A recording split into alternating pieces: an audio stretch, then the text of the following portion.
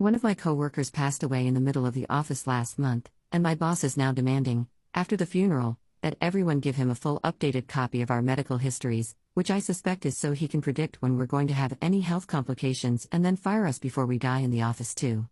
Posted by you/can-they-do-that. So first of all, a bit misleading title, as the person in this situation is not me but my friend. Second, this is going to be fairly long and perhaps unnecessarily context-heavy. It's not an urgent request for answers, and I hope this will be more interesting than boring, even if it is long-winded. To get to the main issue, though, one of my friend's coworkers passed away while at work last month. It was apparently a massive heart attack. He was under 50, so it shocked everyone, more so that it happened literally at his desk in the middle of a shared open-plan office.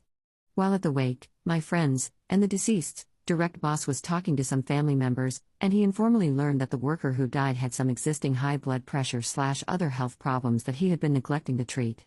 Relatives apparently think he would not have died had he been more vigilant with his health. A moot point and certainly none of his boss or coworkers' business. The boss has taken this situation pretty hard. I gather he was extremely freaked out on the day of the incident, and the information that the worker had a pre-existing medical condition that could have potentially predicted what would happen seems to have sparked an idea in his head. On Friday, he announced to the office as a whole, all 20-ish of his direct reports, part of a larger company of 250 to 300 people, that he is giving them until May 1st, specifically after tax season because he thinks he is being nice and unnecessarily accommodating of people's time, to provide him personally, not HR, not higher execs, just him, an updated copy of your full medical history. According to him, this means a visit with a PCP/GP no less than 6 months prior to the due date and fully accounting by the doctor for all at-risk health factors, and a full further accounting of all risk factors in your full medical history. These are direct quotes. He gave everyone a memo. The wording in the memo is pretty basic directions and poorly thought-out legalese, some of it almost stream of consciousness in style. He is in the habit of dictating to his assistant and gets pretty uptight about her recording exactly what he said and not rewording things to make more sense when he is vague or grammatically confusing, even with his important correspondence.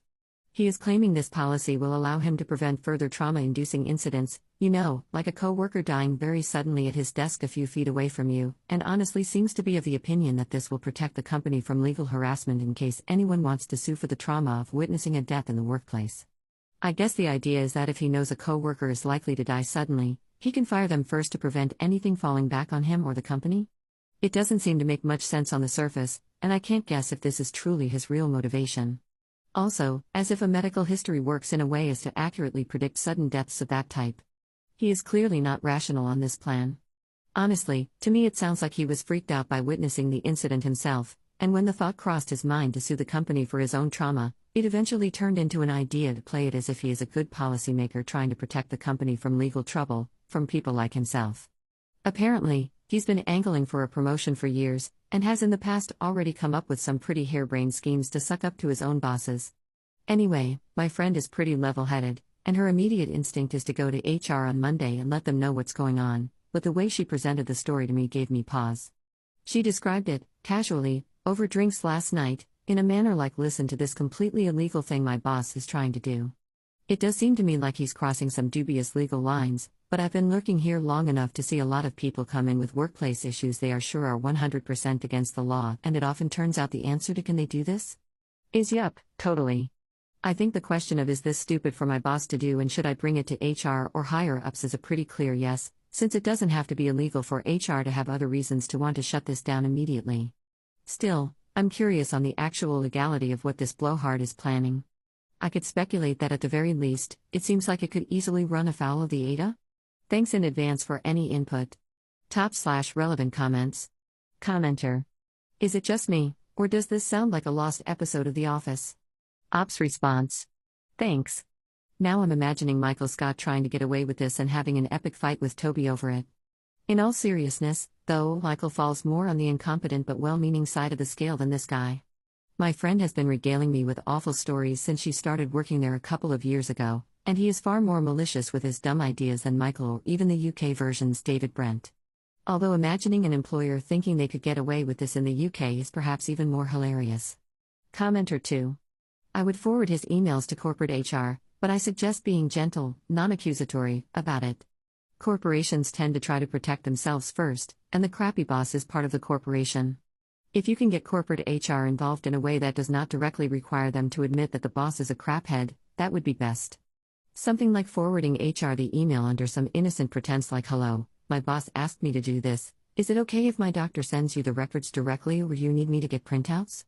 Ops response: "Well, first of all, it was a printed memo. He is not fond of email correspondence. Luckily, he is also the type of blowhard to make official-looking memos to accompany his dumb pronouncements."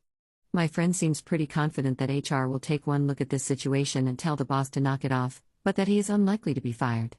She's a fairly friendly acquaintance with one of the HR people, and I think her planned angle was to go in like, "Hey, I'm not super comfortable giving these records to, boss, personally, but it sounded like this is his policy for us and not company-wide, so I just wanted to check in and make sure you knew about it, since it seemed like while he thinks this will cover our backs legally, it actually might open us up to more issues."